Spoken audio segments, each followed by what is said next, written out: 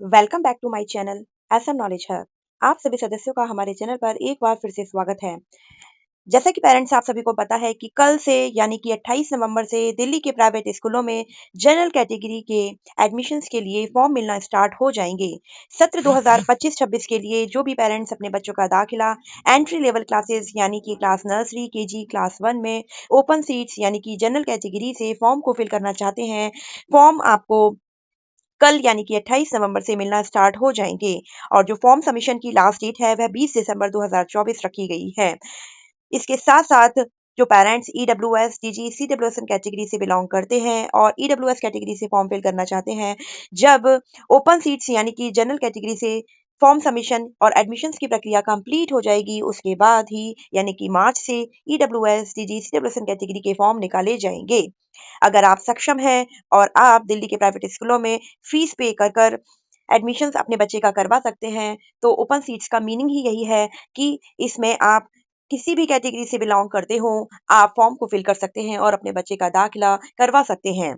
अब बात कर लेते हैं कि क्या-क्या एज क्राइटेरिया बच्चों का रखा गया है। आपको जनरली हमने प्रीवियस वीडियो में आपको बताया हुआ है कि 25 रुपए का नॉमिनल सी नॉन रिफंडेबल फीस ली जाएगी फॉर्म की आपसे, और आपको स्कूल के रिसेप्शन से फॉर्म को कलेक्ट करना है। बेसिक इन्फॉर्मेशन उसमें बच्चे की फिल करनी है और जो सपोर्टिंग डॉक्यूमेंट है वो लगाकर रिसेप्शन पे सबमिट करने हैं। सबमिट कर लेने के बाद में जब फर्स्ट ड्रॉ निकाला जाएगा, उसकी डेट जो बताई गई है वह है 17 जनवरी 2025। यानी कि जिन जिन भी स्कूलों में आपने फॉर्म को फिल किया होगा, उन सभी स्कूलों में जो फर्स्ट लिस्ट है, जो कि काफी अहम रहती है, क्योंकि नर्सरी क्लास में आप समझ ही सकते हैं कि सारे ही बच्चों के एडमिशन्स होते हैं, तो काफी सारे चांसेस होते हैं। उसके बाद केजी में थोड़ी सीट्स कम हो जाती हैं, उसके बाद क्लास 1 में वैकेंट सीट्स को फिल किया जाता है। तो सबसे ज्यादा चांसेस रहते हैं क्लास नर्सरी में, देन केजी, देन क्लास 1। ऐसा नहीं है कि एडमिशन्स नहीं होते, एडमिशन्स तीनों ही क्लासेस में लिए जाते हैं, बट नर्सरी क्लास में पूरी ओपन सीट्स होती हैं, यानी कि पूरी खाली सीट्स होती हैं। आप अपने नियरेस्ट जिस भी स्कूल में अपने बच्चे का दाखिला करवाना चाहते हैं, वहां जाइए और वहां से सारी इंफॉर्मेशन कलेक्ट करिए कि स्कूल का एडमिशन का फॉर्म लीजिए। अगर स्कूल वाले आपसे प्रोस्पेक्टस लेने को कहते हैं, वो आपकी इच्छा पे डिपेंड करेगा कि आप प्रोस्पेक्टस लेना चाहते हैं या नहीं, उसका चार्जेस आपको अलग से देना पड़ेगा। तो सबसे पहले मैं बात कर रही थी कि फर्स्ट लिस्ट आपकी 17 जनवरी 2025 को निकाल दी जाएगी, जिसमें आपके बच्चे को किस हिसाब से मार्क्स अलॉट किए गए हैं वह भी इंक्लूड किए जाएंगे। उसके बाद अगर वैकेंट सीट्स रह जाती हैं, तो सेकंड लिस्ट आपकी 3 फरवरी 2025 को निकाली जाएंगी। और जहां तक कि सेकंड लिस्ट तक एडमिशन्स कंप्लीट हो जाते हैं, उसके बाद भी अगर कोई सीट्स रह जाती हैं, तो 26 फरवरी को थर्ड लिस्ट निकाली जाएगी और 14 मार्च 2025 तक एडमिशन्स की प्रक्रिया को कंप्लीट कर दिया जाएगा। तो ये बात हो गई डेट्स की। इसके बाद हम एज की बात कर लेते हैं।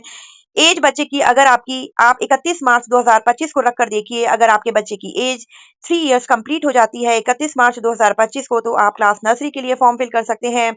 और आपके बच्चे की उम्र लेस देन 4 इयर्स होनी चाहिए, यानी कि आपका बच्चा क्लास नर्सरी के लिए 3 से 4 साल का होना चाहिए। क्लास केजी यानी कि प्री प्राइमरी के फॉर्म भरने के लिए 31 मार्च 2025 तक आपके बच्चे की उम्र 4 प्लस और लेस देन 5 इयर्स होनी चाहिए। और क्लास 1 में एडमिशन के लिए आपके बच्चे की उम्र 5 इयर्स से ऊपर और लेस देन 6 इयर्स होनी चाहिए। यह आप जो भी कैलकुलेशन करेंगे वह 31 मार्च 2025 पर रखकर करेंगे। इसके साथ-साथ हम डॉक्यूमेंट की बात कर लेते हैं, क्योंकि जब भी आप एडमिशन करवाने जाएँगे और फॉर्म को फिल करेंगे, उसके साथ में सपोर्टिंग डॉक्यूमेंट आपको लगाना अनिवार्य है।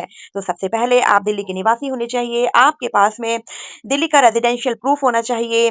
तो उस रेजिडेंशियल प्रूफ जो कि सबसे ज़्यादा महत्वपूर्ण डॉक्यूमेंट है, उसी के बेसिस पे आपके बच्चे के एडमिशन्स के लिए पॉइंट्स मिलेंगे, क्योंकि लोकेशन का महत्वपूर्ण एक अहम हिस्सा होता है। जितनी नियरेस्ट किलोमीटर के दायरे में आप फॉर्म फिल आते हैं, आपको पॉइंट्स उतने ज़्यादा मिलेंगे। ये मैं नेक्स्ट वीडियो में बताऊँगी कि किस हिसाब से डिस्टेंस का क्राइटेरिया और अलग-अलग पॉइंट्स का क्राइटेरिया रखा जाता है। आज हम डॉक्यूमेंट्स की बात कर लेते हैं। तो सबसे पहले बच्चे का पासपोर्ट साइज़ फ़ोटो निकलवा लीजिए, क्योंकि जितने भी आप फॉर्म फिल करेंगे, प्रत्येक जगह आपको बच्चे का पासपोर्ट साइज़ फ़ोटो लगाना पड़ेगा। इसके साथ-साथ पेरेंट्स के भी आपको फ़ोटो लगाने पड़ेंगे, माता-पिता के। और हो सकता है कुछ स्कूल्स आपको फैमिली फ़ोटो की भी रिक्वायरमेंट कर सकते हैं, माँग कर सकते हैं। तो एक फैमिली फ़ोटो ये डिपेंड करेगा स्कूल पर, बट बच्चे का फ़ोटोग्राफ और पेरेंट्स का फ़ोटोग्राफ होना अनिवार्य है। इसके साथ-साथ अगर बच्चे का आधार कार्ड है तो well and good, otherwise parents का आधार कार्ड होना अनिवार्य है, उसकी फ़ोटोकॉपी। उसके बाद एड्रेस प्रूफ में आप राशन कार्ड लगा सकते हैं, जिसमें बच्चे का नाम होना अनिवार्य है। डोमिसाइल सर्टिफिकेट ऑफ चाइल्ड और हिज पेरेंट्स, मतलब माता-पिता में से किसी के नाम पर भी डोमिसाइल सर्टिफिकेट होगा तो वह भी चलेगा। Voter ID card any of the parent, electricity bill, MTNL का बिल, वाटर बिल, पासपोर्ट अगर किसी भी पेरेंट के नाम पर है तो वह भी आप लगा सकते हैं और आधार कार्ड की कॉपी भी आप एड्रेस प्रूफ में लगा सकते हैं। इसके साथ-साथ कुछ स्कूल्स आपसे जो वैक्सीनेशन रिपोर्ट कार्ड होती है, उसकी भी माँग कर सकते हैं कि बच्चे के टीकाकरण की जो प्रक्रिया है, वह सही प्रकार से हुई है या नहीं हुई है। ये कुछ स्कूल्स पे डिपेंड करेगा, सभी स्कूल्स इन चीज़ों की माँग नहीं करते हैं। बेसिक आपके डॉक्यूमेंट यही है कि एड्रेस प्रूफ, बच्चे का बर्थ सर्टिफिकेट होना बहुत अनिवार्य है और नाम वाला सर्टिफिकेट होना चाहिए जो कि एमसीडी से आपको मिलता है। बच्चे का नाम और डेट ऑफ बर्थ होना अनिवार्य है बर्थ सर्टिफिकेट पे, वह बच्चे का पासपोर्ट साइज़ फोटोग्राफ, पेरेंट्स के आधार कार्ड और एड्रेस प्रूफ। इसके अलावा अगर और कोई डॉक्यूमेंट की स्कूल वाले माँग करते हैं, तो वह भी आपको सपोर्टिंग डॉक्यूमेंट में देना पड़ेगा। तो ये डॉक्यूमेंट आपको जब आप फॉर्म फिल करेंगे, उसके साथ में आपको देना पड़ेगा। फॉर्म को फिल करने के 3 तरीके हो सकते हैं, किसी स्कूल में ऑफलाइन रहेगा, किसी स्कूल में ऑनलाइन रहेगा। ऑनलाइन ही आपको डॉक्यूमेंट अटैच करके देने होंगे और किसी-किसी स्कूल वाले कहेंगे कि आपको फॉर्म तो ऑनलाइन निकालना है, लेकिन उसको फिल करके आपको ऑफलाइन सबमिट करने आना पड़ेगा।